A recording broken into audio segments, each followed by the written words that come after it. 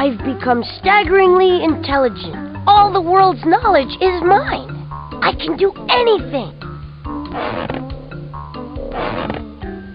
Except lift my enormous head off the counter.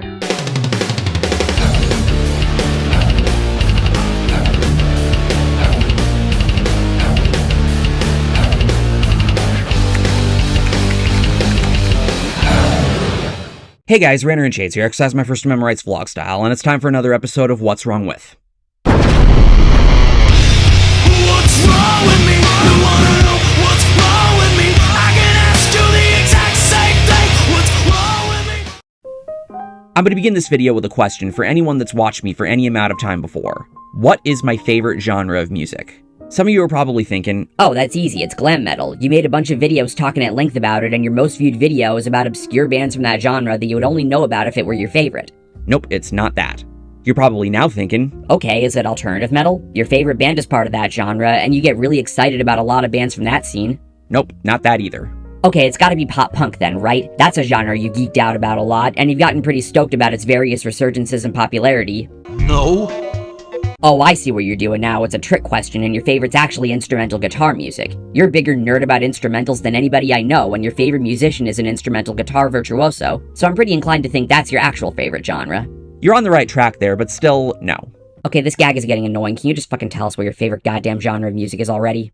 All those genres previously mentioned are valid guesses for my favorite that make up 4 out of my top 5 favorite genres. But the genre that has a lot going for it that gets me the most excited out of everything I listen to is none other than progressive metal, or prog as I'm going to be calling it throughout this video. For as much as it's a genre that I love listening to, I've always found it strange that I haven't really talked a lot about it on my channel. Why? Well, because it's not the easiest to talk about, especially when compared to someone like Notes Reviews or Become the Night that are able to talk about it with such ease. Prog is defined by masterful musicianship and understanding of the craft, and while I consider myself someone with a decent enough understanding of music theory and the different things that make songs work, I've never really felt the most confident in explaining prog to someone that isn't as in the know, let alone to an audience containing a portion of people that might not think as hard about that kind of stuff when listening to music. Which this isn't meant to talk down on anyone, it's just to put things into perspective. But this is a video I've wanted to make for this series for a while, so I knew at some point I would have to venture a little out of my comfort zone, rise above how daunting of a project it feels to research, and put my money where my mouth is if I really wanted it to be a reality. The band we'll be looking at in this video is one of my all-time favorite bands, one that embodies so much of why I love not just prog, not even just metal, but music as a whole. After Tool, another band I've considered doing a What's Wrong With on, they're the most popular and critically acclaimed band in prog metal. And yet I feel like this band is more heavily criticized than Tool, since the most I see being said about Tool has to do with their fans being annoying and weird, and the fact that they take ages to release new music. I'm of course talking about Dream Theater, or as I sometimes like calling them, Droimteute. In order to understand why I like Dream Theater, we need to circle back to that question I asked at the beginning of what my favorite genre of music is. Now that we know the answer to that question, we're now going to follow up on it by asking, why is progressive metal your favorite genre of music? While I don't consider myself a metalhead, metal makes up a large portion of what I listen to, and there are a number of subgenres within metal in which I enjoy a significant number of bands. The way I've always looked at it, musically speaking, progressive metal encapsulates pretty much everything I love about metal. Interesting lyrics, an adventurous approach to song structures, riffs, chord progressions, scales and modes, and above all else, stellar musicianship from each member of the band. While I do make a point to follow the lyrics if they exist so I can deepen my understanding of a song and what it's about, particularly with genres like rap where the lyrics are at the forefront, I'm a musician, so that's mostly what I'm paying attention to when listening to music. And that's largely what attracts people to metal in the first place. It's what drew me in all the way back when I heard songs like Symphony of Destruction by Megadeth, You've Got Another Thing Coming by Judas Priest, and Cowboys from Hell by Pantera and the first Guitar Hero. There's a lot to love about each of metal's subgenres, but with how much prog has going for it musically, I consider it to be the full package. Now to understand why that is, we're going to continue on with our little questionnaire and extrapolate from the last question by asking a more fundamental question. Well, what is prog? What makes a band progressive? And it better not have anything to do with annoying, condescending leftists that preach about why everything you like is problematic and how everyone that thinks even the slightest bit differently than them deserve to be relentlessly mocked, ridiculed, and blacklisted from humanity. To answer this, we're gonna go 60s, not the 90s. We'll get there in due time. Like most emerging rock movements of the time, progressive rock originated in the UK in the 60s. It essentially took the experimental nature of psychedelic music that was big at the time and combined it with influences from jazz, folk, and even classical music. Generally, I tend to operate under the mindset of, if a band sounds both technical and atypical from genres of music with a clearly defined sound such as hard rock, I consider them prog, or at least prog adjacent. What was perhaps the key differentiating factor for what set prog apart from everything else was how it contrasted with pop structure, sound design, and lyrical approaches. And it's important to note that when I say pop, I'm not referring to the kind of stuff we think of today as pop music, but rather the kinds of traditional approaches to songwriting that were popular in the mainstream, since that is what pop is short for in this context. When we think of music that was popular in the 60s, we think of bands like the Beatles and the Beach Boys that were known for their pretty boy image and accessible and upbeat poppy rock songs, as well as British invasion acts like the Rolling Stones and the Who that brought a little more bite, Motown and R&B acts that took a lot of influence from funk and jazz and had a wide appeal with the African-American audience, crooner singers like Frank Sinatra that were maintaining their popularity from the previous decade, and psychedelic rock acts like The Doors and Jimi Hendrix that managed to have a wide appeal despite not being as clean-cut as other rock bands of the time. Prog rock is perhaps the first genre of music to push the envelope of what rock music could be at the time. Prog set itself apart from other popular genres of music through its usage of things like different time signatures than the standard 4/4, 6/8, or 12/8, sometimes even combining multiple different time signatures in a single track. It also experimented with adding instruments that weren't commonly associated with rock, as well as with different structures through things like combining stylistically and tonally different sounding sections that, more often than not, added to the song's length. That was the appeal of bands like Emerson, Lake and Palmer, King Crimson, Jethro Tull, Yes, and many others. They might not have had the commercial appeal of music that was appearing on the pop charts, but records like In the Court of the Crimson King and Brain Salad Surgery were albums you were pretty much guaranteed to see in a person's record collection at the time. Hell, when one of my uncles on my mom's side tragically passed away from an out-of-nowhere heart attack in late 2019, and my aunt invited me over in 2020 to go through his record collection to see if there was anything I wanted, ELP's Trilogy and Brain Salad Surgery, with its weird opening at the center, were among the records I snagged since this was an uncle that was heavily into prog. But as popular as the bands I mentioned became, if there was any band that really helped prog in appealing to a wider audience, that band would of course be Pink Floyd. When Pink Floyd first formed with guitarist Syd Barrett at the helm, their music was known for being ridiculously trippy, to say the least. It was the 60s, and trippiness permeated the whole decade. You've still got plenty of brain cells. No, not since Woodstock. Barrett was dealing with a lot of mental problems and drug dependency during his time in the band, and was proving to be difficult to work with, even after guitarist David Gilmour was added in the lineup. So the band agreed to have Barrett leave the band, though they were still on good terms with him, which was shown through having the 9-part Shine On You Crazy Diamond on Wish You Were Here serving as a tribute to him. But it was the legendary 4-album run of Dark Side of the Moon, Wish You Were Here, Animals, and The Wall, aka the album Doug Walker infamously butchered in his objective worst video ever, that came after Barrett's departure that immortalized Floyd. Wish You Were Here is my favorite Floyd album with its themes of the perils that come with success, but you'd be hard-pressed to find someone that didn't own a copy of Dark Side of the Moon. Even today, it's an album that's considered a must-own, and it's one of the best-selling albums of all time. Part of that could be attributed to people wanting to test the theory of the album syncing perfectly with The Wizard of Oz, but still, people loved this album, and it played a large part in helping people to discover the wonders of prog. Another thing that's synonymous with prog is concept albums. Concept albums can basically be summed up as an album whose songs tie together to create an overall narrative or set of themes, or tell a story through the songs like you'd hear in a rock opera. Contrary to popular belief, concept albums aren't just popular within prog. Artists from lots of different genres have created albums with a through-line narrative.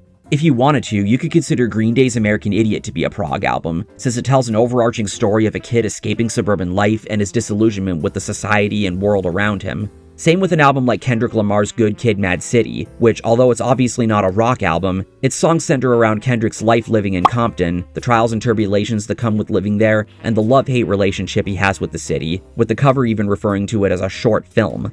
Even a glam metal band like Extreme have a concept album under their belt, with the ambitious 3 sides to every story being divided into 3 musically and lyrically distinct parts. The politically driven Yours with songs in their signature funky glam metal style, the more introspective Mine with more dialed back instrumentation, and the bombastic third part, The Truth, consisting of a 3-part opus tying everything together, and culminating in the third part of the trio and the longest track on the album simply titled, Who Cares?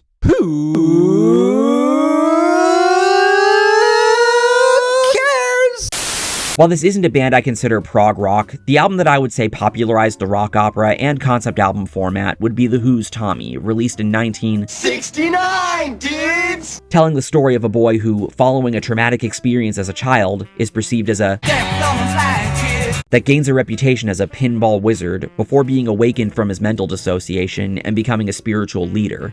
And with prog records like Dark Side of the Moon carrying the format further out with its themes of greed, time, death, and even insanity, of course inspired by Syd Barrett's depleting mental state, along with aspects like the songs on side 2 of the record all flowing into one another, which some classic rock stations even go as far as to play in full one track after the other, this format became intriguing for lots of artists to explore.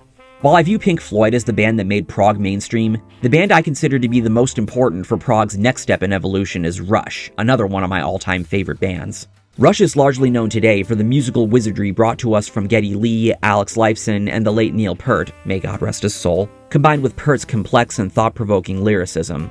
But the thing about Rush is that they weren't just a progressive rock band, they were also a hard rock band at heart. Their self-titled debut, which featured their original drummer John Rutsey, may God rest his soul too, was a very Led Zeppelin-inspired hard rock album, lovingly referred to by Crash Thompson as Dumb Rush. That's not to say the album is bad, it isn't. But when Neil Peart joined the band, he brought with him a much more intricate writing style and a giant-ass kit that made Rush's music so much livelier while still retaining a lot of their hard rock characteristics. This not only helped the band to become quite popular throughout the 70s and 80s, but it also helped modernize prog for the time. So much like how hard rock is treated as the bridging gap between regular old rock and roll and heavy metal, Rush, being essentially a progressive hard rock band, has them functioning as the bridging gap between the prog rock of the 60s and 70s and the main genre we're talking about in this video, progressive metal.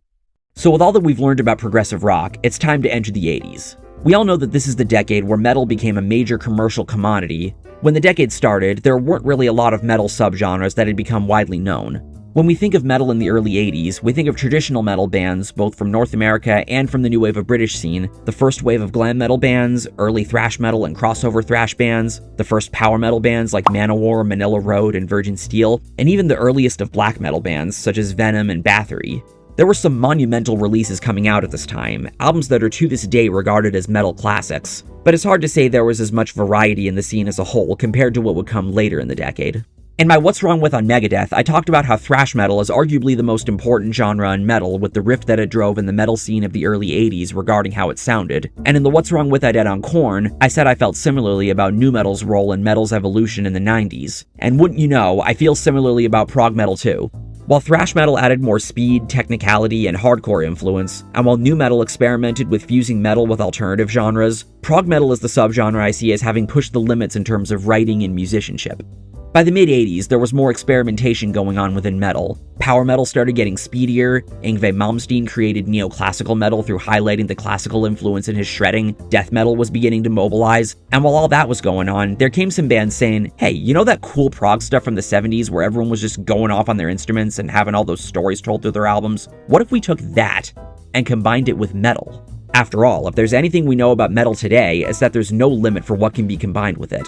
Much like the physical material metal, it's a genre that's widely known for being incredibly malleable. And with the genre being known, even at the time, for having a high level of musicianship, it only makes sense that bands would one day incorporate a modicum of influence from the prog bands of the 70s. Even aside from how the metal scene of the second half of the 80s was largely defined by glam and thrash, prog metal wasn't exactly a heavyweight genre with a lot of bands making that music yet. Aside from Voivod essentially making progressive thrash metal, and when Iron Maiden went in a proggy direction on Seventh Son of a Seventh Son, there are really only 4 pure prog metal bands I can name from the 80s. Fate's Warning, Crimson Glory, Watchtower, and the most prominent of the 4, Queensryche, or as I used to call them, Queensryche. You're an idiot! While the former 3 bands incorporated a lot of concepts in their work, along with lots of those old prog sensibilities, Queensryche's 1988 album Operation Mindcrime is the album I view as being the first in metal to tell an overarching story. Much like American Idiot, it tells the story of a man disillusioned with society, with him joining up with a radical group that uses mind control tactics to get him to assassinate political leaders, with some added romance and tension for good measure. While prog metal in the 80s tended to keep a large foot in the traditional and power metal pool sonically, Mindcrime is the album that I see as pushing the envelope further, and by the end of the 80s and into the 90s, the envelope was about to be pushed even further, and this is where we finally introduced the main band this video centers around, Dream Theater. Before we get into the band's history and overview of their albums, I'm going to talk about how I originally became acquainted with them. There are technically 2 things that influenced me to look into them. In my last video, I made mention of how the thing that made me aware of Slipknot before hearing Before I Forget in Guitar Hero 3 was seeing Joey Jordison, may God rest his soul, regularly being featured in Modern Drummer magazine. Back then, my original main instrument was drums, while guitar was just something I did for fun. These days, the roles have obviously reversed, since I've been taking guitar a lot more seriously when it comes to writing and playing with others, and not to mention, my drums are currently being stored in the garage at my mom's place because there's no way I'd be able to play them here. But being that I was mainly specializing in drums, my mom got me a subscription to Modern Drummer. Whenever a new issue would show up in the mail, I would look at all the kits and learn about who the popular names were in the world of drumming, as well as seeing if there were any names I did recognize. Along with Joey Jordison, Mike Portnoy was among those names, which really said to me that he was a big shot on drums, and that his band Dream Theater was a band I should definitely know about. But something else also played into this. If you've seen my Joe Satriani video, I talked about how what got me into his music was a family friend / uncle of mine coming over and raving about a concert he had just attended, the 2007 G3 tour, featuring Satriani, John Petrucci, and Paul Gilbert. He spent the afternoon showing me a bunch of videos on YouTube of Satriani since he was his favorite of the three, with Gilbert being his second favorite and Petrucci being the one he liked the least. And it left an everlasting impression on me, with Satriani becoming my favorite musician and biggest musical influence. It wasn't long after this that I'd started listening to Dream Theater, some months after they released Systematic Chaos, their 9th album from 2007, and being blown away by what I was hearing. I expected the drumming to be amazing, since it's not like Portnoy's constant featuring in Modern Drummer was for nothing, but the guitar and keyboard work was absolutely mesmerizing, which we'll talk more about later. I later brought Dream Theater up with this uncle since I felt the musicianship was up to par with what we both mutually loved about Satriani, and it was then that I learned that the guitarist in this band just so happened to be one of the guitarists from that G3 show he went to, John Petrucci. It all made sense. The G3 tour is a showcasing of virtuoso guitarists playing alongside Joe Satriani, so of course a player like Petrucci would be at that level of skill and quality, and that would also be present in his band. The band originally formed under the name Majesty in 1985, when three Long Island natives, John Petrucci, Mike Portnoy, and bassist John Myung, met at the prestigious Berklee College of Music. And right off the bat, that should be enough to tell you why these musicians are as talented as they are. They went to Berklee. So many of the most gifted, intelligent, and disciplined musicians, including a few I knew personally from the camps I went to, have attended Berklee, my senpai Tyler Larson also being one such person. It's a school I myself once had dreams of attending, under the assumption that it would be a surefire way to ensure that I would not only have a career as a professional musician, but also meet people with a similar vision for a band, until I ultimately decided against applying once I saw what exactly the campus was like, and experienced some self-doubt once I took into account what the workload was sure to be like. While the movie hadn't yet come out at the time, I guess the worry that I had was that it would feel too much like Whiplash. All this is to say that I have immense respect for the kinds of people that attend a school like Berklee, especially if their experience there gave them the tools to build a lucrative and fruitful career in music like they envisioned when applying, and Petrucci, Portnoy, and Myung are no exception to that at all. The three then added keyboardist Kevin Moore, a high school friend of Petrucci's, and eventually a vocalist named Charlie Dominici in the band. May God rest his soul. They also changed their name to a more original and less generic and pompous sounding name than Majesty, Dream Theater, after receiving legal threats from another group called Majesty. Despite releasing their first album, When Dreaming Day Unite, in 1989, Dream Theater doesn't typically get associated with 80s metal. This has largely to do with the fact that the album isn't really remembered a lot, even by Dream Theater fans. It's not an album I'm super familiar with either, but I will at least acknowledge its existence since it is how the band started. Most people that do know of the album consider it to be a false start for the band, especially since Dominici was let go soon after due to the band not feeling like his vocal style was right for the sound they were going for. They were wanting a singer that had the operatic prowess akin to the likes of Bruce Dickinson or Jeff Tate, and the man that ultimately got the job was a guy from Canada named Kevin James Labrie, who, fun fact, was previously fronting a glam metal band in his home country called Winter Rose. Check out their Soul album from 1989, it's really great. I've said before on here that 1992 is my favorite year for music in the 90s, and one of my favorite years for music period. 1991 is the year where the 80s and 90s begin to intersect, and I view 1992 as the final hurrah for a lot of 80s acts. But along with that, genres like grunge, alternative metal, and even punk were really blossoming with mainstream appeal, and of course rap was also seeing a lot of its very best releases. As I said in my Korn video, although the 90s get stereotyped as being metal's rock bottom, it was by no means dead. How could it be with this beautiful variety taking place, especially with Dream Theater making one of the greatest contributions to that variety? While Queensryche did experience mainstream success with Operation Mindcrime, as well as with Empire 2 years later, containing their biggest hit, Silent Lucidity, it feels like a bit of a stretch to call prog metal a mainstream genre by that point, but Images and Words certainly feels worthy. It's not only seen as Dream Theater's true debut after their false start in 1989, but also as the album that redefined progressive metal's sound, if ever it had one. It contains their biggest hit, Pull Me Under, and many prog metal bands that debuted soon after, like Symphony X and Nevermore, would develop a sound and production style very akin to what Dream Theater were doing on this album. It's seen by many as their best album, or at least within their top 5, and it's hard to dispute that. It's actually my third favorite album of 1992, behind Alice in Chains' Dirt and Rage Against the Machine's Self-Titled, as well as my third favorite of Dream Theater's albums by a very tiny margin. I would even go as far as to say it's the best album to get into the band with, as it doesn't feel at all overwhelming, especially with there not being as clearly defined of a concept on the album outside of themes of personal reflection, and it really lays everything out about their sound and style. In addition to Pull Me Under, the album has one of my favorite songs of theirs, Under a Glass Moon, with one of my favorite Petrucci solos.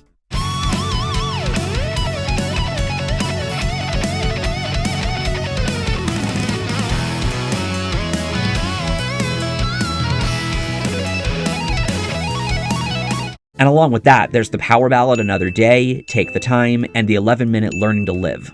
1994's Awake is another fan favorite in Dream Theater's discography, and one that I view as a worthy follow-up. While the concepts on images and words weren't as clearly defined, Awake is an album where they really buckled down with it. It's an album that I view as a coming-of-age record, touching on personal struggles and examining your own humanity. 6 O'Clock and Space Divest have lyrics written by Kevin Moore that deal with the growing distance he was feeling with the rest of the band, which Petrucci kind of reciprocates on Innocence Faded, and The Mirror describes Portnoy's battle with alcoholism as a precursor to his 12-step suite. You also have songs like Caught in a Web and the 10-minute Scarred that deal with the theme of struggle, but then a song like Lifting Shadows Off a Dream that offers a more hopeful perspective. But the big thing the album has going for it is the A Man Beside Itself suite, consisting of 3 interconnected tracks: the instrumental Erotomania, Voices about schizophrenia, and The Silent Man about a lack of communication between people such as our parents. It's moments like this that make the album feel more in line with what prog was originally established as, and the band found this balance while keeping their sound consistent with images and words. Erotomania is obviously my favorite on the album since I love instrumentals, but 6 O'Clock, Caught in a Web, Voices, The Mirror, Lie, and Scarred are also great tracks. As I implied a little earlier, Kevin Moore would leave the band during the recording of Awake. This was difficult for Petrucci, who had known Moore since childhood, but the rest of the band weren't as surprised by his decision since they noticed how distant he had become from them. Moore was also just wanting to do different things, but it never came across like there was any bad blood between any of them.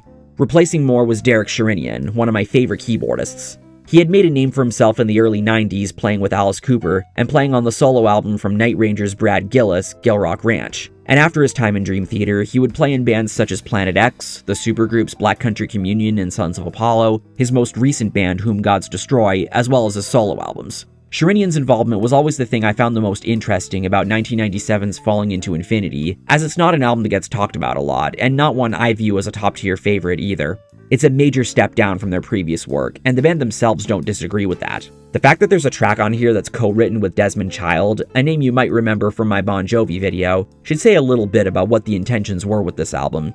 It feels a lot more stripped down and haphazard, and I kind of feel bad saying this because Sherinian sounded like such a good fit for this band with how well known he is in the prog community. But that said, Falling Into Infinity does have its shining moments with songs like Peruvian Skies, Burning My Soul, Hell's Kitchen, Just Let Me Breathe, and the 2 lengthy boys, Trial of Tears, and my favorite on the album, Lines in the Sand.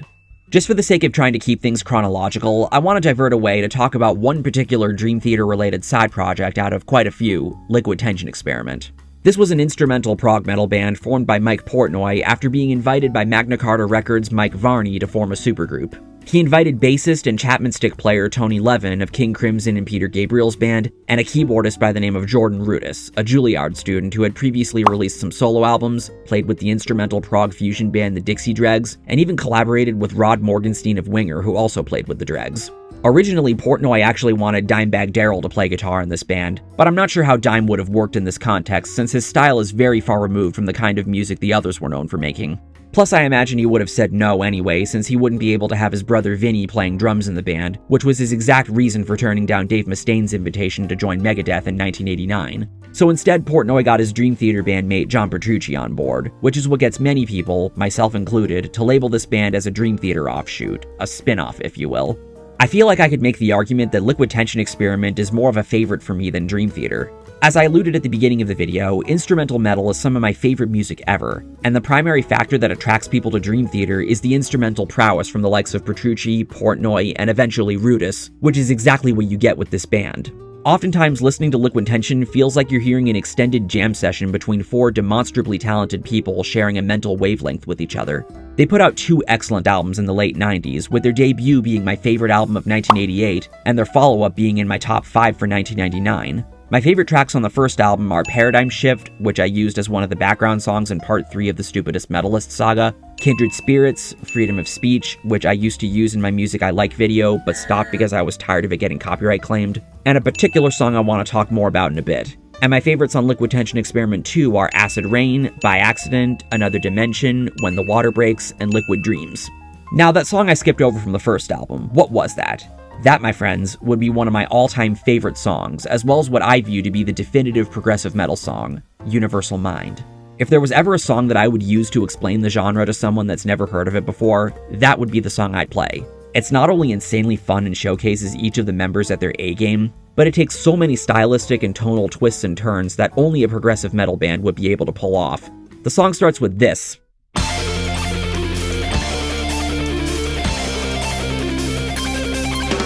Then we have this cool riff.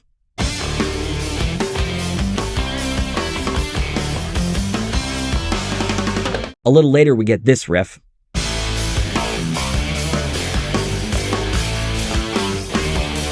Then we get a solo trade-off between Petrucci and Rudis, where Petrucci plays stuff like this.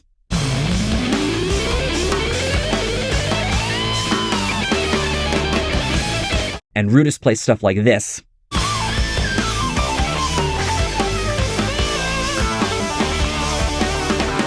As well as incorporating traditional piano into the section.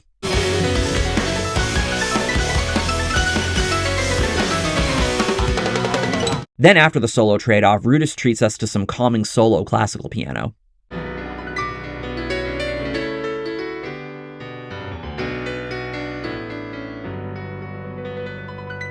And then Levin and Portnoy abruptly change the feel and time signature with this funky groove.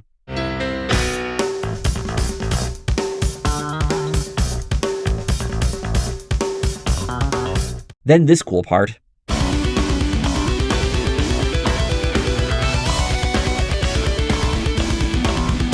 Then we get this 7/8 riff.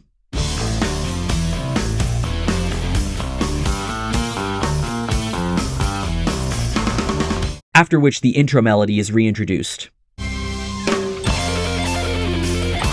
And the way the song ends has this lounge jazz sounding tune.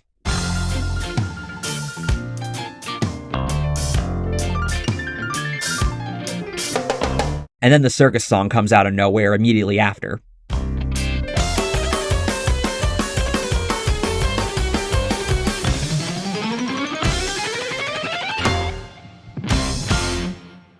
Honestly, what more can I really say? After the 2 Liquid Tension albums, the band went on what I'll just call an indefinite hiatus when Dream Theater reconvened later in the year. In 2015, I featured them at number 2 in my Bands I'd Love to See Reunite video, and I would get my wish 6 years later in 2021 when they finally released Liquid Tension Experiment 3, my favorite album of that year. My favorite tracks on that album would be Hypersonic, Beating the Odds, The Passage of Time, their cover of George Gershwin's Rhapsody in Blue, and Key to the Imagination. Now if only they'd do a tour.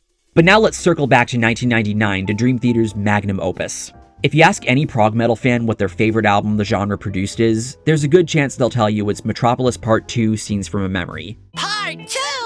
Part 2, part 2, part 2! Derek Sherinian got fired from the band after the lackluster reception to Falling Into Infinity, and Jordan Rudis was invited to replace him after the excellent experience Petrucci and Portnoy had playing with him in Liquid Tension Experiment. I'm just gonna say this right now. Jordan Rudis is my favorite keyboardist of all time, and probably also my favorite member of Dream Theater, if not tied with John Petrucci. Kevin Moore and Derek Sherinian are both great players, but Rudis has this special touch that he brings to the fold. You got a taste of this in the Liquid Tension Experiment segment, but when you hear his solos, especially when he breaks out the keytar, he manages to sound almost like a guitar, and that's my favorite thing about his playing.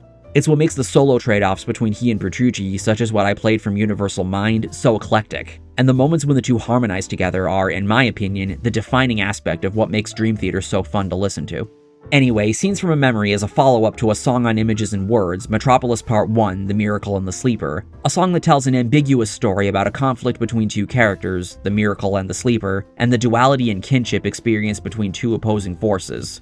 John Petrucci originally meant for the part 1 in the song's title to be a funny haha joke with no intention of creating a part 2, kinda like History of the World part 1. But after encouragement from fans, and with the band wanting to explore the idea during the sessions for Falling Into Infinity but were told not to, they ultimately decided, Let's do it!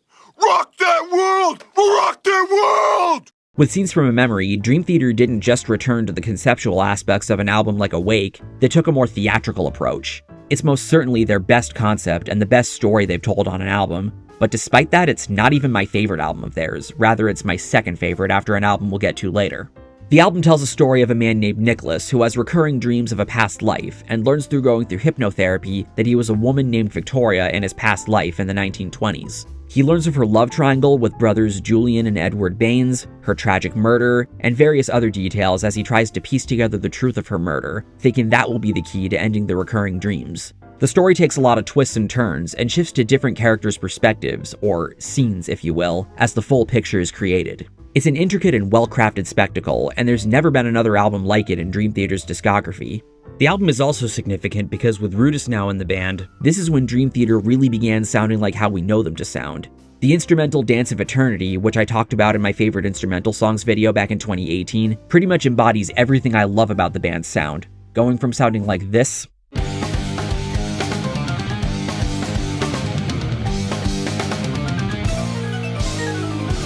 to this,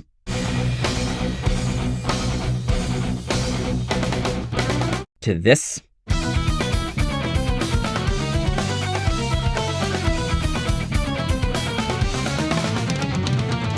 to this,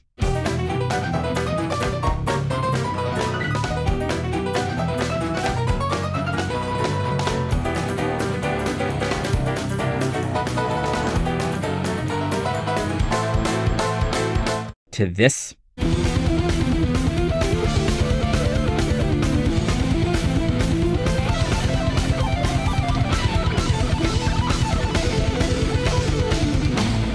to a bass solo,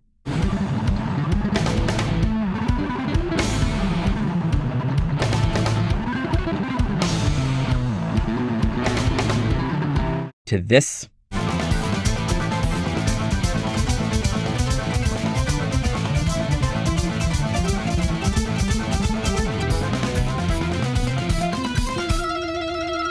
to this,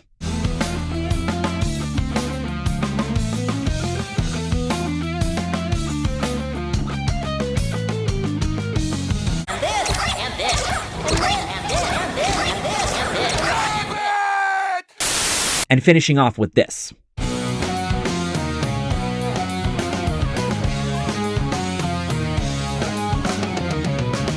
And those are just the moments I find to be the most standout out of the 6-minute runtime that's still probably going to get copyright claimed, even though I don't think I'm playing too much. But after that, my favorite tracks on the album are the album's other instrumental, Overture 1928, Strange Deja vu, I've just been this place before. Higher on the street. Fatal Tragedy, Home, The Emotional The Spirit Carries On, which I saw the band perform as a duet with Devin Townsend when I saw them on tour with Dev and Animals as leaders, which was the greatest touring lineup I've ever seen, and of course, the epic conclusion, Finally Free.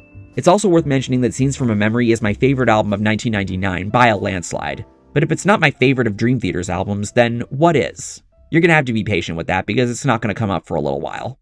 Feeling like they cracked the code with Scenes from a Memory, the band felt they had to really go ham on their next release. So in 2002, we got 6 Degrees of Inner Turbulence, delving more into themes of inner turmoil with subjects like alcoholism, religion, feeling alienated, mental disorders like bipolar, schizophrenia, and even autism, and even the subject of stem cell research, which was a heavily debated issue at the time. Why are we not funding this? This was an album that took a while for me to really get, because it always felt like I was being beaten over the head with what they were throwing at me. It's a double album where 3 of the 5 songs on the first disc were passing the 10-minute mark, and the second disc was one gargantuan 42-minute song consisting of 8 movements. This always really intimidated me. By no means does this mean I think the album isn't good, but it felt like Dream Theater were asking a lot from me as the listener.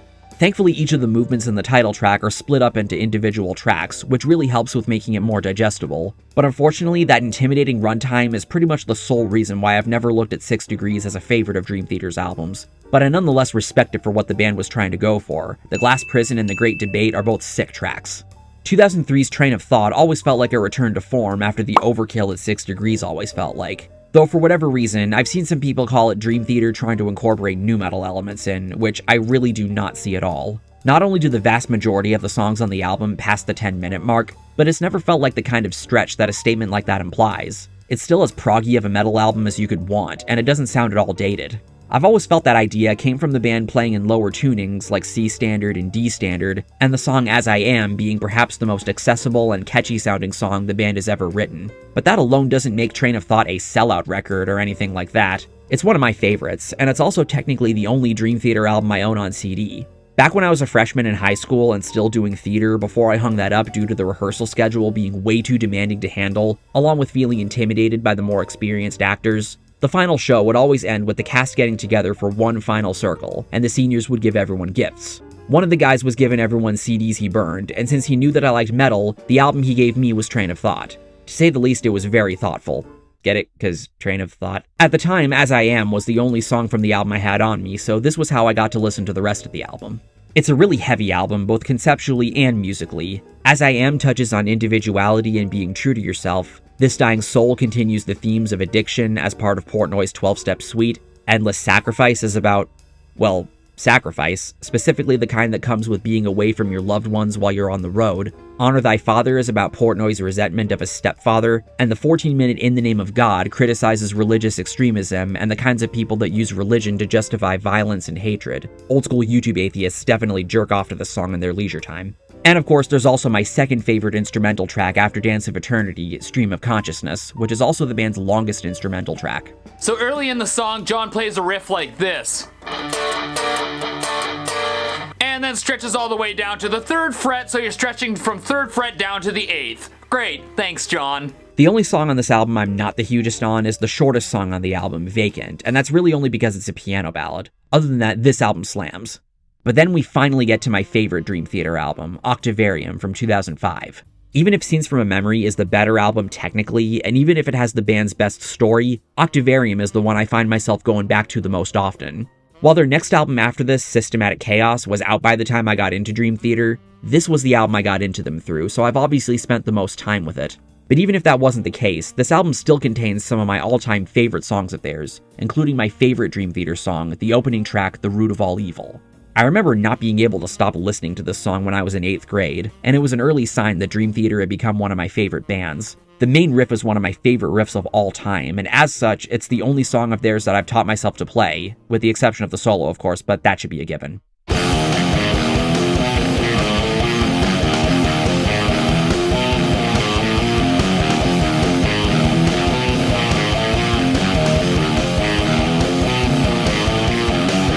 The chorus also has one of my favorite chord changes.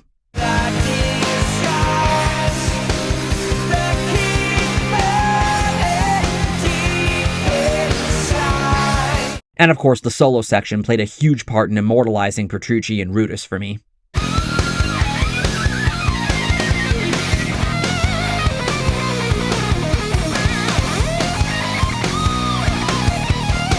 Also, the song is in F minor, which, if you don't know, is my favorite key. This may actually be the song that made me fall in love with the key in the first place.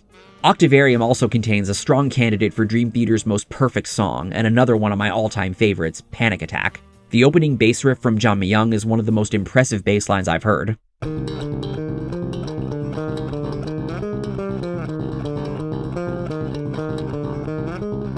I've always loved how the chorus sounds.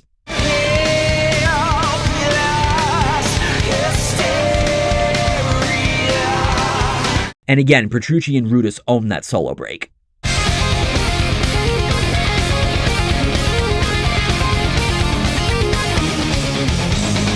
Plus, as someone on the spectrum that deals a lot with anxiety, I appreciate the lyrics a lot and how the frantic nature of the music matches the overall concept of anxiety in and of itself. Never Enough is another song I really like going back to. Not only is it probably the best instance I can think of an artist responding to fan criticism and not sounding super whiny,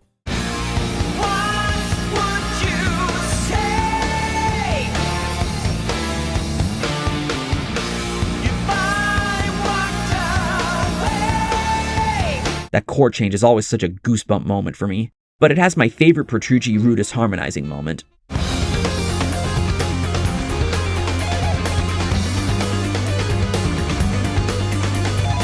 guess my personal message to Mike Portnoy would be, hey, either way I'm a fan.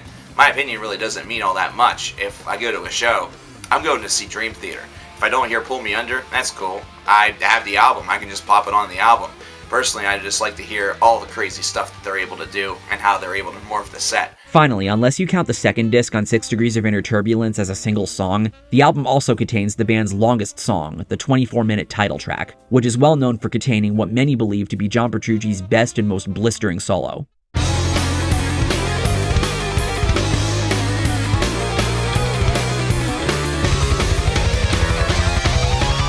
I haven't even talked about how interesting the concept on Octavarium is. Although it's another album where there isn't any clearly defined overarching theme or story, with Jordan Rudess describing it as the band wanting to make a classic Dream Theater album like the old days, it's still stupidly creative, probably more than it deserves to be.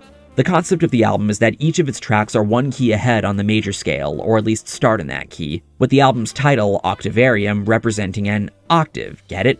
The root of all evil starts on the root note of the scale, F. Then The Answer Lies Within is in G, These Walls is in A, I Walk Beside You is in B, which is kind of weird because B is flat in the key of F, but whatever, maybe it's the F Lydian scale. Anyway, Panic Attack is in C, Never Enough is in D, Sacrificed Sons is in E, and the epic conclusion of a title track brings us back to F, completing the octave and actually ending on the very note the root of all evil starts on, as a way for the album to be a loop and take us back to the start.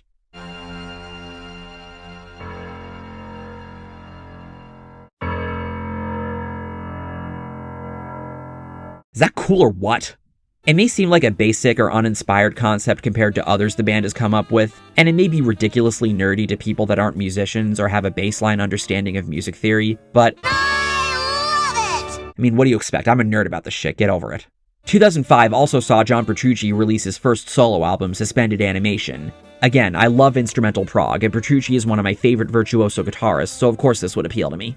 There are some insane songs on this album that show Petrucci really pushing to outdo himself, which is the big thing I appreciate about it. And when my uncle went to that G3 tour Petrucci was a part of, his set of course consisted only of his solo material, as opposed to incorporating any Liquid Tension Experiment songs or any of Dream Theater's instrumentals. Favorites here are Jaws of Life, Glasgow Kiss, Tunnel Vision, not to be confused with the most unforgivable thing I've ever done in my online career, and my favorite, Damage Control. And like Liquid Tension, he wouldn't follow that album up until this decade with 2020's Terminal Velocity, which I listed as my number 2 in the album rundown and best songs of 2020, but later decided since I was going back to it more than Shapeshifting by Satriani, that it was my true favorite of the year. Mike Portnoy also plays on this album, along with Dave LaRue of Dixie Dregs and Steve Morse on bass, and I saw the 3 of them live in 2022 at their alma mater, which was the closest I've gotten so far to a Liquid Tension show. Favorites from this album are the title track, Oddfather, The Way Things Fall, and Temple of Circadia.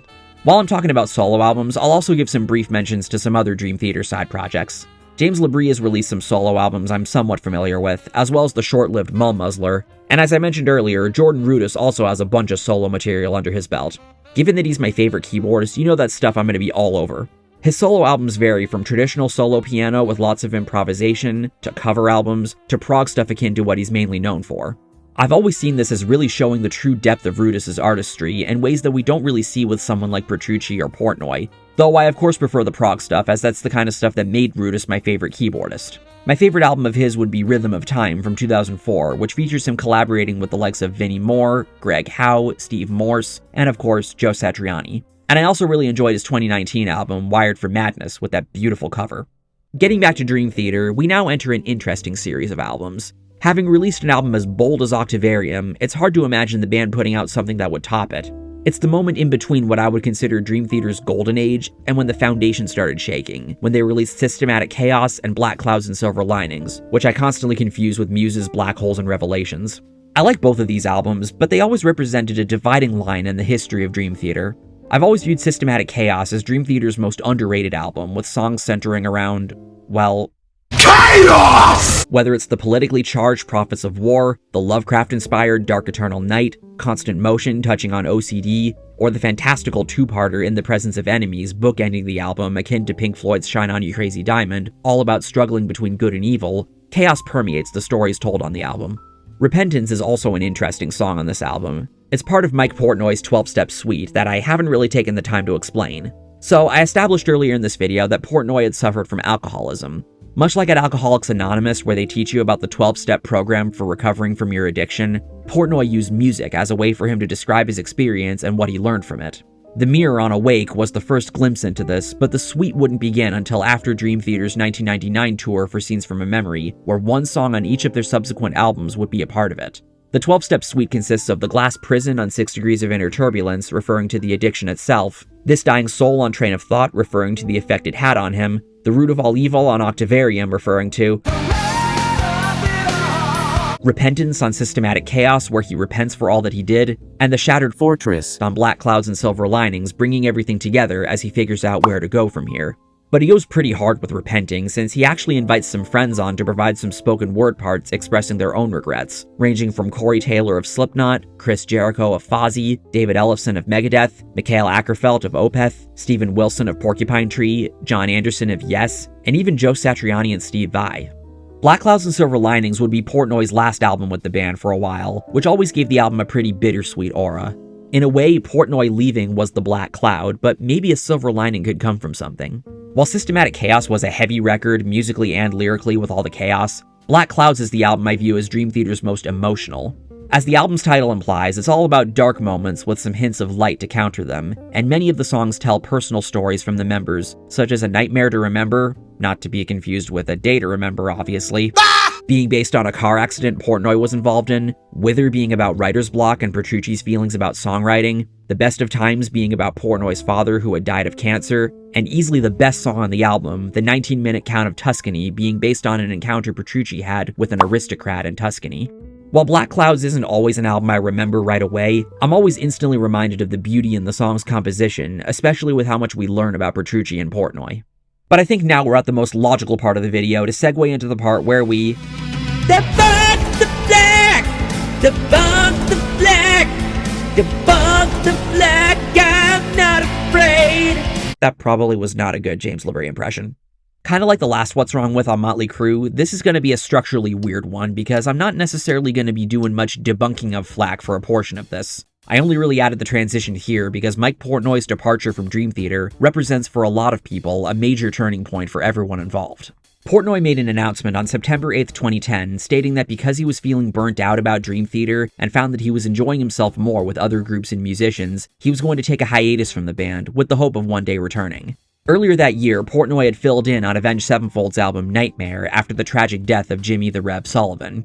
Back then I considered Portnoy to be my favorite drummer, and he might still be, though these days I tend to lean a little more towards Chris Adler of Lamb of God, Abe Cunningham of Deftones, or even the late Neil Peart. God, there is no fucking drummer better than Neil Peart! I remember there being a small handful of people online complaining about Portnoy playing on Nightmare because, as I'm sure longtime viewers will remember, back then Avenged Sevenfold was the worst thing to happen to metal or whatever. They're a bunch of fags. I've always interpreted this turn of events as, well, who better than the best drummer in metal to fill the shoes of a player like the Rev?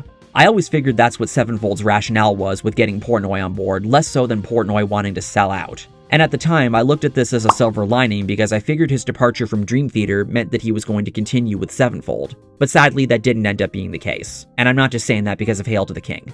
From there, Portnoy played in a bunch of different bands. Throughout the 2010s, it felt like he was playing with damn near everybody, which led to some complaints about how he was doing too much stuff and how none of it stood up to Dream Theater. I always rolled my eyes whenever I would hear stuff like that because it was pretty clear that he wasn't intending on having any of these bands be Dream Theater. Plus, being that he's one of my favorite drummers, of course I would find some interest in much of these bands and get something cool out of them, especially when taking into account the kinds of people he was playing with. I always found Adrenaline Mob to be a pretty sick supergroup featuring Russell Allen of Symphony X, John Moyer of Disturbed, and the underrated shredder Mike Orlando. Same with the Winery Dogs, a more traditional hard rock band with some proggy elements that had Portnoy team up with two of my favorite musicians, Billy Sheehan, who played with David Lee Roth and Mr. Big, and Richie Kotzen, a solo guitarist who also played with Poison as well as Mr. Big.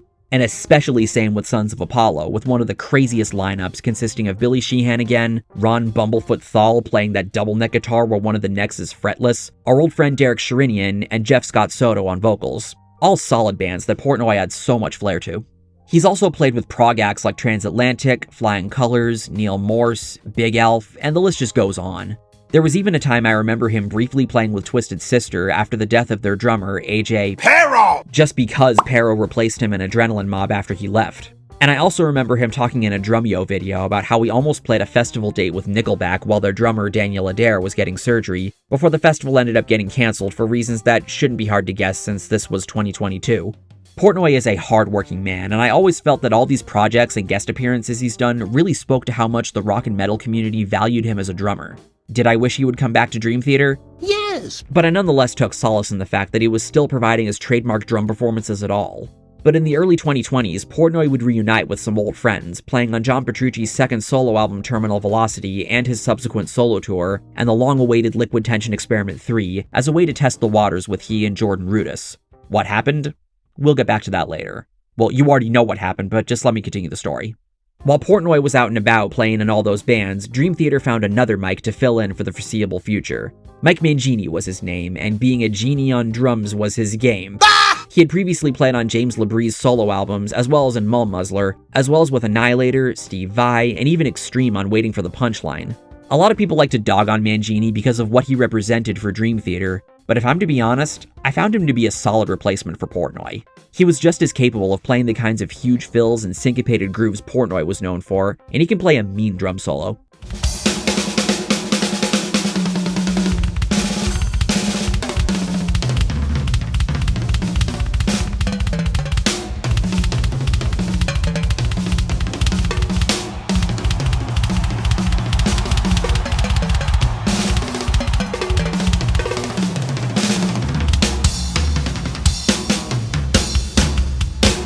There will always be a particular touch Portnoy brings to his drumming on whatever he's playing on, but I genuinely felt for the last decade that if Portnoy was gone for good and Man-Genie became Dream Theater's permanent drummer, I don't think I'd complain. They're both great drummers at the end of the day. But that said, the albums Dream Theater made with Man-Genie behind the kit weren't always the best received. We're going to go back to analyzing their discography, but I'm just going to get out of the way right now that whatever downgrade in quality there might be on these next 5 albums is not solely the fault of Mike Man-Genie. That's way too simplistic of a view, and I believe there's a bigger picture explanation for what was happening. Man-Genie did play a role, but let's not act like he was this cancer sucking the life out of the band. That's ridiculous and you know it. So now let's return to Dream Theater's discography, starting with 2011's A Dramatic Turn of Events. This is commonly agreed to be the best album to come from the Man-Genie era. I've even seen Become the Night, who's known for being a major Dream Theater fanboy, refer to this album as being his favorite from the band, which is certainly a take. The album is aptly named, not just because of the personnel change the band had undergone, but because it was in a way reflected in the album's songs, and even with the album cover as well. Dream Theater were always known to put much of themselves in their work and tell these sorts of stories, and while it's by no means explicit in the song's lyrics, A Dramatic Turn of Events chronicles a lot of this side of their history. This helped the audience to really connect with the album, and we were given reassurance that Dream Theater were still going to be Dream Theater. That's always been the biggest thing I appreciated about the album, in addition to Man-Genie making a good first impression in the band, even though he wasn't involved in the writing or arranging for the album. So while an album like Black Clouds and Silver Linings may have felt like a step back from the gold standard, and while Mike Portnoy's departure was incredibly saddening, A Dramatic Turn of Events felt like a great return to form and a sign of potentially good things to come, even without Portnoy. The favorites for me on this album are On the Backs of Angels, Build Me Up, Break Me Down, Lost Not Forgotten, Bridges in the Sky, and Breaking All Illusions. Unfortunately, the albums the band released after didn't receive as much fanfare, and they aren't generally seen as being the band's best. If I had to pinpoint a common theme with these albums, it's that they have a tendency to feel like Dream Theater are just going through the motions. They didn't really have anything to prove anymore, so it felt hard to maintain the hype with these albums upon their release.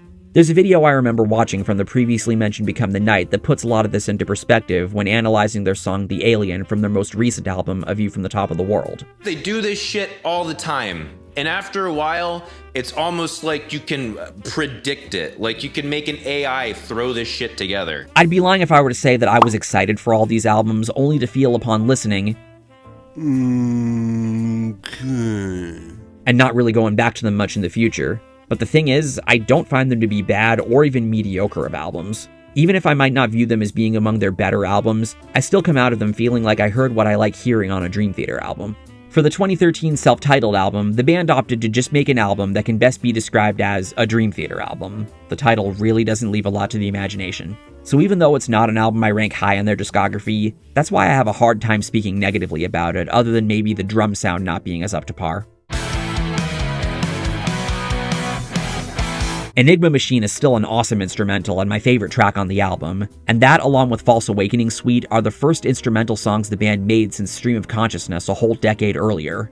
And the enemy inside, the bigger picture, behind the veil, surrender to reason, and the big epic illumination theory, no, not that kind, are also pretty great tracks. And after a certain album I'm going to skip over for now, I found both Distance Over Time and A View from the Top of the World to be a good return to form, the former being more introspective in its themes, and the latter being larger in scale with the concepts it covers. One thing that's really noteworthy about A View from the Top of the World is that it has John Petrucci playing an 8-string guitar on the song Awaken the Master, which he absolutely has big enough hands for, unlike me. Listen to how it sounds.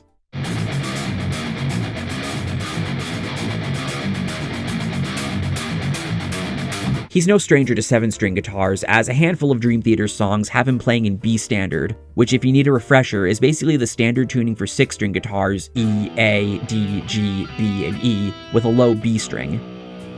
But this was new territory, both for Petrucci and for Dream Theater, and I felt like this was his way of showing he could still be hip with the gent crowd. And if you're curious, the 8-string adds a low F sharp, just in case you weren't able to tell from the clip I played. It's also worth mentioning that Dream Theater won the Grammy for Best Metal Performance in 2022 with The Alien. Although I would have loved seeing Deftones or Gojira win in that category, since I enjoyed both Ohms and Fortitude a considerable amount more than I did A View from the Top of the World, and it would have been great to see a newer band win and help the Grammys not to appear as out of touch with what the metal audience is listening to and play it safe like what happens so often with this award, this year definitely being no exception to that. I was nonetheless happy to see Dream Theater win, especially since, while I've never been someone that puts a lot of stock into these kinds of award shows or takes them that seriously, it's not every year that a prog band other than Tool wins in these rock and metal categories. I don't disagree that Distance Over Time and A View from the Top of the World fall short in comparison to the Golden Age albums, but again, the reason I have a hard time calling these albums bad or boring is because they still have the kind of musicianship that I like hearing from the band. It's not like they decided to stop being the amazing musicians that they are on these albums. The favorites for me on Distance Over Time are Fall Into the Light, Barstool Warrior, Room 137, At Wit's End, and Pale Blue Dot. And the favorites on A View from the Top of the World are the previously mentioned The Alien, Answering the Call, and the previously mentioned Awaken the Master. So I'm sure you can tell which one I have a preference for. But now we have to address the elephant in the room. It's a common theme for the bands I cover in this series to have that one album or few albums which the popular consensus is to disregard them. I've technically already mentioned the album of Dream Theater's that's universally agreed on to be the one that's disregarded earlier in this video, their debut, When Dream and Day Unite. Most people barely recognize it as being a Dream Theater album with how far removed it is from what they would do going forward with James LaBrie. This album, however, was way more polarizing, and its quality is still heavily debated to this day. When Dream and Day Unite is much easier to pretend doesn't exist, or at the very least treat it like you would someone making a mistake on their first day at a job, whereas this album tends to elicit a groan from even having to acknowledge it. I'm of course talking about their 2016 album, The Astonishing, or as some might call it, The Astonishingly Mediocre. Mediocre? The Astonishing can best be summed up as Dream Theater's attempt to create a 6 Degrees of Inner Turbulence meets Scenes from a Memory kind of album. Like 6 Degrees, it's a double album, and like Scenes from a Memory, it presents a full story told through the songs, almost like a Broadway musical. It tells a story of a dystopian future where music has lost all emotional impact, where it's controlled by a totalitarian regime, and the fight against an oppressive power structure, with the added theme of the power and beauty of music. On paper, it sounds like a brilliant idea for a concept for a band like Dream Theater to explore, and I always respected the ambition that you can very much feel there. And to the album's credit, the band sound more like themselves on The Astonishing than they did on their debut, which is part of the reason I don't dislike the album as much as others do.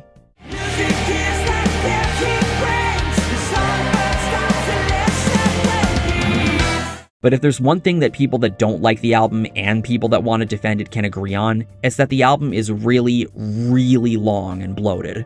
That's always been my biggest criticism of The Astonishing, and the main thing acting against it being a great album in my eyes, how up its own ass it feels a lot of the time. It throws a lot at you and demands that you listen to everything front to back. 6 Degrees of Inner Turbulence was also a long album with an intimidating runtime, but what I've always seen as the main difference between the two is that for as long as the songs are on 6 Degrees, there at least wasn't anything that could be considered fluff or filler. And while Scenes from a Memory also tells an overarching story, I have an easier time listening to individual songs on their own than I do any of the tracks on The Astonishing. A thing that's great about Dream Theater albums, and hell, a lot of prog albums, is that aside from certain groups of songs that function well together, they don't demand that you listen to them front to back in order to fully understand the concept. And that's another thing that acts as The Astonishing's greatest detriment. With the exception of When Dream and Day Unite, The Astonishing ranks pretty comfortably at the bottom of my Dream Theater tier list. And I feel bad saying this because you can tell it's an album that's really reaching for the stars, and the band was wanting to take risks with making it, which isn't something you can really say about a handful of their albums. And it's also a Dream Theater album, and it feels blasphemous saying something negative about an album of theirs. But despite everything I've said, I don't dislike the album. It's in my iTunes. Why is that? This may be fanboyish of me to say, but even if Dream Theater make a subpar album, it's still going to contain the kinds of musical elements I love hearing from Petrucci, Rudis, Myung, and whichever Mike happens to be playing drums. Again, it's not like they decided to stop being amazing musicians on this album, and it's not like the album tarnishes how accomplished of a band they are. So while The Astonishing might be my least favorite of the Dream Theater albums I have in my library, I can't in good conscience call it bad. What I will call bad is the villain of the story being named Lord Nefarious. Wasn't aware that I was watching Wish. Like I said earlier, if Mike Man-Genie was Dream Theater's permanent drummer to this day, I would be perfectly okay with it. He's an awesome drummer, and he's done some good work in Dream Theater, even if the albums aren't necessarily my favorites. But it's kind of funny, just like when I made my Blink-182 video after Tom DeLonge had rejoined the band after a long period of time, the same happened with Dream Theater, as Mike Portnoy officially returned to the band on October 25th, 2023. While some found Man-Genie's departure to be unceremonious, he took it rather well. He understood from the start that he was simply filling a role, and Portnoy did intend on one day returning after all. But after all the time that had passed since he left the band, there was always an aura of uncertainty regarding the likelihood of him coming back, especially with how active he was with his other projects. But like I said earlier, his playing on John Petrucci's last solo album and Liquid Tension Experiment 3 was a good indicator that maybe he, Petrucci, and Rudis were ready for him to come back. I've heard that there was some tension between Portnoy and the rest of the band regarding his departure, particularly with James LaBrie. There may have also been some bitterness on Portnoy's end about the band finding someone to fill in and wanting to continue further with him, but I never got the impression that any of them resented each other. The most I can really infer is that the time away from each other helped everyone to gain some new perspective and room to grow as people. Clearly, whatever hatchet that existed has been buried, and I think that's the most important aspect to take away from this turn of events. In any case, this news was delightful to find out about last year, especially when I saw Portnoy post on his Instagram saying, "There's no place like home." As I'm recording this, the band is working on their first album with Portnoy back. As far as whether it will lead to another renaissance, all we can really say is, let's find out. And boy am I excited to find out. Plus, wouldn't it be funny if Mike Man-Genie decided to join Portnoy's side bands just so that they don't have to die? That would be sweet of him. But say you don't care about who's playing drums in the band. I wouldn't say this complaint is as common or as widespread as the discussion about the battle at the mics, but it's definitely one I remember. This is of course another common occurrence with the bands I cover in this series, complaints about the singer's voice. Even if they're aware of Charlie Dominici on When Dream and Day Unite, they place a lot of focus on James LaBrie's vocals. I remember when I saw Dream Theater live for the first time in 2014 with my then bandmate Justin, his only complaint about the show was LaBrie's voice and how cheesy it had a tendency to sound. I can see where that perception comes from, since LaBrie is someone that I see as having some of the personality that's commonly associated with 80s metal singers as far as his singing goes. That was, after all, what Petrucci and the gang were looking for after firing Charlie Dominici. But the thing I've always appreciated the most about him as a vocalist is the passion in his delivery. Whenever someone isn't as skilled of a singer or has the widest range, that's usually the thing that makes up for it. And much like I've said about other vocalists in this series, LaBrie is someone I see as being the embodiment of that. And even then, he's been able to hit some high notes on songs like Learning to Live.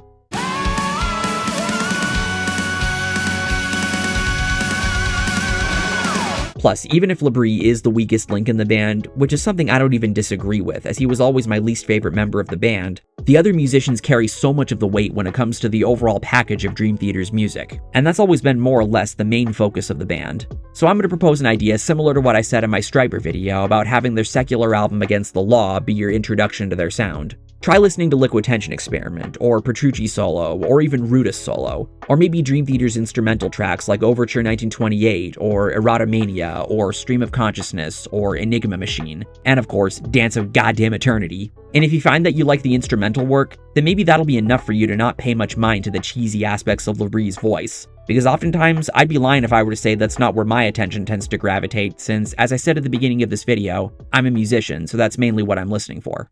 And I think that's a good lead-in for the two things that kind of go hand in hand as the biggest criticism Dream Theater gets. I'll start with the one that's the easiest to counter: the fans.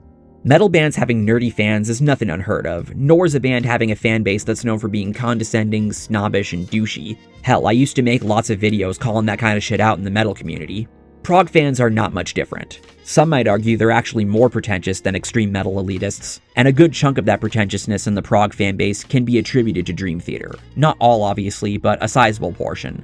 Almost equal to that of Tool, these kinds of Dream Theater fans are basically stereotyped as the kind of people that say stuff like, "To be fair, you have to have a very high IQ to understand Dream Theater. The harmonic structure is extremely subtle, and without a solid grasp of advanced music theory, a vast majority of the songs will fly over a typical listener's head. There's also the lyricism, which is deeply woven across a multitude of their albums. The songs in Mike Portnoy's 12-Step Suite, for instance. The fans understand this stuff. They have the intellectual capacity to truly appreciate the complexity of these songs, to realize that they're not just musically impressive, they say something deep about life. As a consequence, people who dislike Dream Theater truly are idiots. Of course, they wouldn't appreciate, for instance, the grandiose achievement of writing a song as long as Octavium, or the entirety of 6 Degrees of Inner Turbulence, or even a story as intricately crafted as Metropolis Part 2 Scenes from a Memory. I'm smirking right now just imagining one of these ignorant, uneducated normies scratching their heads in confusion as John Petrucci's genius riffs unfold themselves upon their ears. What fools! How I pity them! And yes, by the way, I do have a tattoo of Dream Theater's logo. No, you cannot see it. It's for the ladies' eyes only that are totally real and into me. And even then, they have to demonstrate that they have an understanding of musicianship and scalar patterns that almost matches my own beforehand. Nothing personal, kid. "Oh geez, stop, you're freaking me out!" Wow, who knew I could do a decent Morty? I've made a video about this concept before, and it's something I kinda have to restate for the purpose of this video, even though I don't really like that I have to. But the fans are not the fault of the band. Even with things that I don't like, where one of my primary reasons, if not my biggest reason as to why, is the fan base, I'm of the understanding that it's not the artist that chooses the fans, but rather it's the other way around. It would be tactless of me to resort to whataboutism as a means of deflecting from the topic at hand, but just like how separating the art from the artist is an essential tool when evaluating media, so too is separating the art and the artist from the fandom. It's one of the main reasons I don't even like considering myself a part of any fandom, but rather just someone that enjoys things. It's also why I like to jokingly say fandoms were a mistake whenever I hear about one engaging in over-the-top chicanery. There are definitely some annoying and pretentious people in Dream Theater's audience, as well as the Prog fanbase as a whole, but it's important A, not to generalize, and B, understand that the band is not to blame for that. I won't deny that I might be coming off as incredibly nerdy throughout this video and not doing the band much favors, but I've been making a point when working on this to take a more middle-of-the-road approach so that I don't fall into that prog nerd stereotype, and maybe set an example for the kinds of people that do, and I'm sure most Dream Theater fans feel similarly. But again, this doesn't really have to do with the band themselves, so let's move on to the biggest criticism that does. In my Korn video, the way I finished the video off was by saying that the biggest point of contention against them boiled down to them simply being a nu metal band. And honestly, I would say it's the same with not only Dream Theater, but prog bands in general, hence why I have "and progressive music" in parentheses in the title of this video, just like I did with the Stryper video and the Rage Against the Machine video. The majority of complaints about Dream Theater's music basically boil down to them being a progressive metal band. The songs are too long. It's just musical masturbation. It's nothing but Riff Salad. It's all guitar wankery. It's nerd shit for nerds. It's overindulgent, pretentious bullshit that only appeals to guitar nerds and music theory geeks. And probably a bunch more phrases akin to that. There's a video the Punk Rock MBA made a few years ago called "The Problem with Progressive Music" that embodies pretty much all those kinds of talking points. His main argument is that prog bands care less about writing, quote, actual songs, which is totally not a No True Scotsman, and more about virtuosity and complexity in the riffs and solos, and that the only people that care about this are other guitarists. It's not a video I find to be bad per se, and I do think he makes some good points, such as how a middle ground can be reached with writing music that's both technical and has catchy hooks, which I very much agree with and hope to do myself one day, as well as when he says, they were trying something new, pushing the boundaries. Sometimes it worked, sometimes it didn't, but they were truly being progressive in the sense of pushing the limits. Whereas now I feel like progressive is really just another label for a sound. They've lost that progressive mindset. I feel like what most people now call progressive isn't actually progressive at all. It's really just imitating what the actual innovators were doing 20, 30, or 40 years ago. Because like with most genres, it do feel like that sometimes. But the reason why I don't look at this as one of Finn's better videos, and why it's also gone down as one of his most heavily disliked videos, is because he comes across like he's talking down to people that create and enjoy this kind of music. And also because, while he clarifies that he doesn't hate prog and does have an enjoyment for certain bands in the scene such as Periphery, he shows a fundamental misunderstanding of what the purpose of prog is and what its appeal is. And this is especially the case with his assertion that these bands aren't writing songs, but rather just a collection of assorted riffs, which I'd think as someone that's known for criticizing gatekeeping and rock and metal, he'd know better than to take that approach. Just to be clear, I'm speaking as someone that is a fan of Finn's videos and does see value in the perspectives he brings to music discourse. This segment of the video isn't being done specifically to attack him or that video of his. Become the Night, thankfully, made a very eloquent response to Finn's video that puts a lot into perspective, and the two of them did go on to talk and come to an understanding, finding along the way that they kind of balance each other out within this overall conversation of the state of rock and metal. Finn speaks from more of a business perspective, while Mike speaks from more of a musical perspective, and both perspectives are important to the discussion. It's why I make a point to look at things from both of those perspectives when analyzing a band or genre. And also, to be fair to Finn, he later showed in his video about Gojira that he does understand what the appeal is of this kind of music, what it is that people listen for with it, and that bands that play this kind of music are capable of reaching wide audiences, and they don't need to be poppy and accessible to do so. In metal, it is all about the riffs. The riffs are the hook. Because what I realized is that metal fans kind of don't really care that much about the vocals, for the most part. It's almost like an inversion of pop, where in metal, the riffs are the hook, and the vocals are just kind of there to support what the rest of the band is doing. While I do see that video as having rectified what I saw as being the main problem with the Prog video, I'd still like to use the Prog video as a point of reference for my counterpoints about the value and appeal of bands like Dream Theater. Much of the runtime in Finn's video is spent kind of devaluing prog simply because it isn't like pop.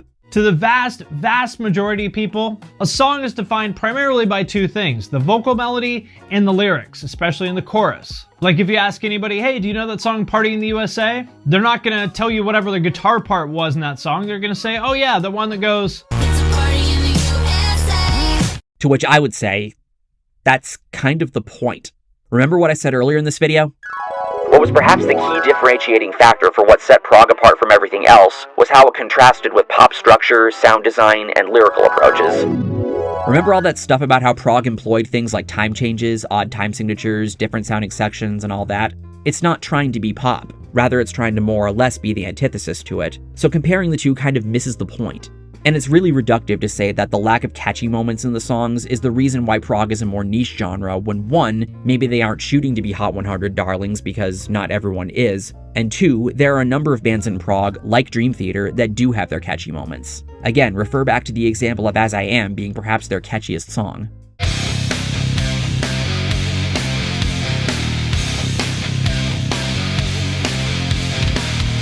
That's also a big part of why Polyphia has gotten so big in recent years, especially with their collaborating with hip-hop producers.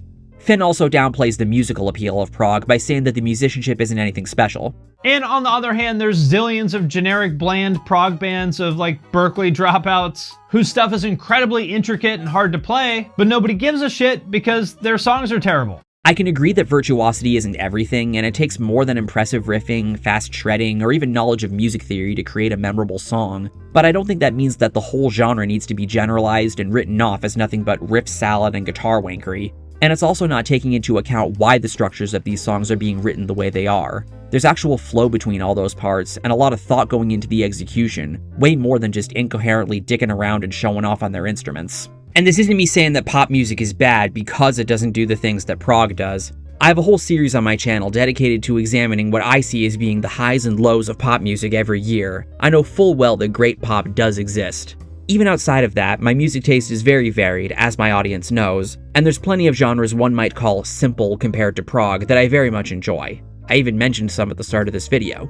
While I won't deny there's some bias on my end, since that's inevitable when it comes to sharing opinions, I can't speak for every prog fan, but there is no bias against music that isn't progressive on my end here. And I think that's the overarching reason why I view the Prog video as one of Finn's weaker videos. While I understand he had the best of intentions when making it, he lets his bias run a little too rampant, and as a result, the video's message faltered. Though nothing will ever be worse than the trap metal video, good god.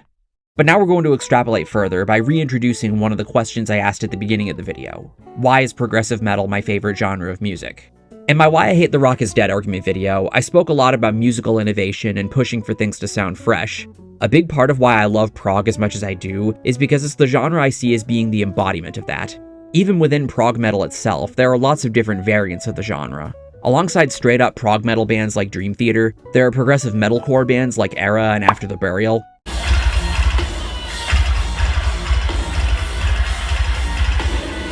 Supreme victory!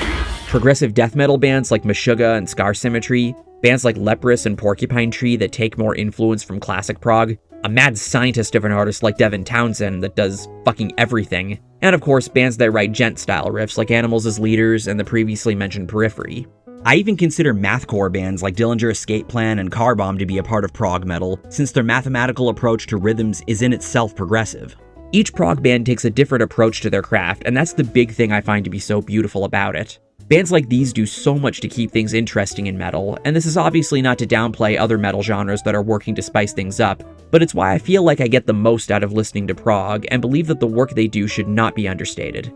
Even if prog metal might adhere to certain tropes like other genres do, I still see an abundance of value in what it does, and the band that for so many years was and still is the centerpiece of this beautiful madness is Dream Theater.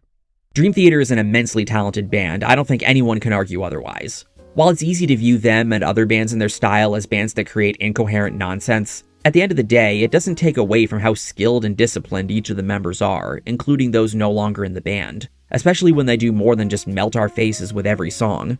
Jordan Rudess is flashy on the keyboards, but he also has his classical piano moments and parts that add a lot of texture to the songs. Mike Portnoy and Mike Man-Genie are both wild drummers, but they're also able to dial back when they need to. Winery Dogs alone I think is enough to show Portnoy's range. And John Petrucci is one of the most technically proficient guitar virtuosos to touch the instrument, but an aspect of his playing that cannot be overlooked is his ability to play slower and more melodic. After all, part of what makes a great guitarist isn't just the ability to play fast, but also the more soaring and soulful moments in their playing. And you might not realize it on first glance, but Petrucci does do this. An example that always comes to mind of this is his solo in The Spirit Carries On.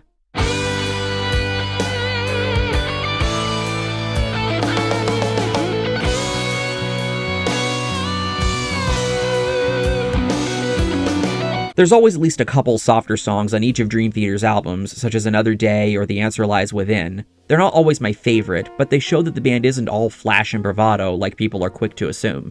Even if you don't like Dream Theater, which is fine if it's just not your thing, what also cannot be understated is what they represent for metal. In the 90s, they took what had been established by bands like Fates Warning and Queensryche regarding what progressive metal was and took it to new musical heights. And in doing so, they played a similar role that Pantera and Korn did at the time, with proving that metal not only didn't die at the hands of the changing musical landscape, but that it was also evolving. And they also maintained the audience for musical virtuosity that guitarists like Joe Satriani, Steve Vai, and Yngwie Malmsteen had established in the 80s. They made such an impact on the musical environment that they to this day are seen as being some of the best musicians in the scene. John Myung is seen as not just one of the best six-string bassists, but also someone who plays some of the most intricate bass lines with it, and even has his own signature way of holding the bass. Even with his other bands, Mike Portnoy is seen as a drummer with a huge style that attracts the kind of love for the instrument that rivals that of even Neil Peart, and Man-Genie did a good job maintaining that when he was in the band. Jordan Rudess is seen as one of the premier favorites of keyboardists even outside of metal, and in my opinion plays the biggest role in making the instrument look cool and not as cheesy as it had a tendency to look in the 80s. And if you ask any metal fan who their favorite virtuoso guitarist is, there's a good chance they'll tell you it's John Petrucci. He is to a lot of guitarists today what Eddie Van Halen was in the 70s and 80s, the shredder that changed the way people looked at guitar and inspired people to want to get better at it or even pick it up. He has a similar kind of effect on people that Joe Satriani had on me all those years ago. And he also played a major role in popularizing Ernie Ball guitars, to the point where I readily associate him with the brand and think of him whenever I see anyone play one of those guitars. Even if none of us will ever be as amazing of a player as Petrucci, seriously, I don't think I'm that good. It won't make us any less awestruck of what it is he's able to do with the instrument. And that even extends to people that aren't musicians. From the outside, it may seem like the prog audience is only made up of fellow musicians, but even people that don't play an instrument are able to respect the musicianship.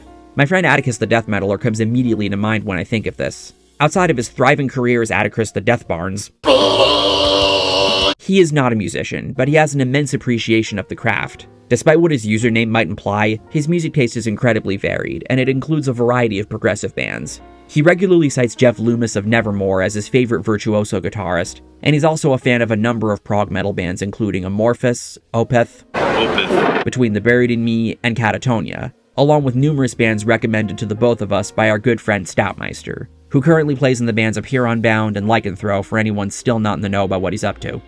Prog might not be the most accessible genre of music out there, and it may never be super mainstream, but the instrumental prowess exhibited by bands like Dream Theater embodies so much about what I love about metal and about music. They represent so much about the potential for what music can be and the kind of musicians you or I could be with the right amount of practice and dedication.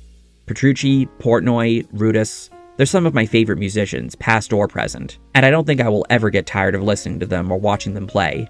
I'm certainly going to have to see them live again with Portnoy back in the band, since I imagine more of their material that I didn't see them play when Man-Genie was in the band will probably get played this time around.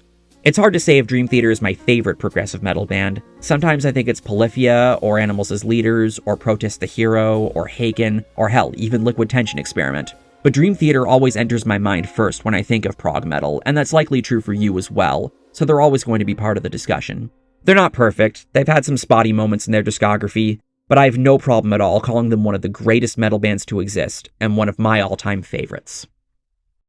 But what do I know? I'm just a prog nerd that only cares about shreddy guitars and nothing else. It is superior to everything, better than your simple plebeian music, and I clearly think I'm better than you for enjoying it, and I'm not being at all hyperbolic. Yes, sir, my opinion is just that worthless.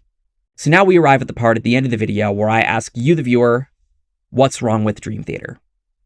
Please be rational when leaving your thoughts in the comments below. Try not to parrot too much from Finn's video because I will be able to tell. And of course, please elaborate beyond just saying everything. Thank you for watching this video, take care, and have a nice day. I'm Shades, and I'll see you next time.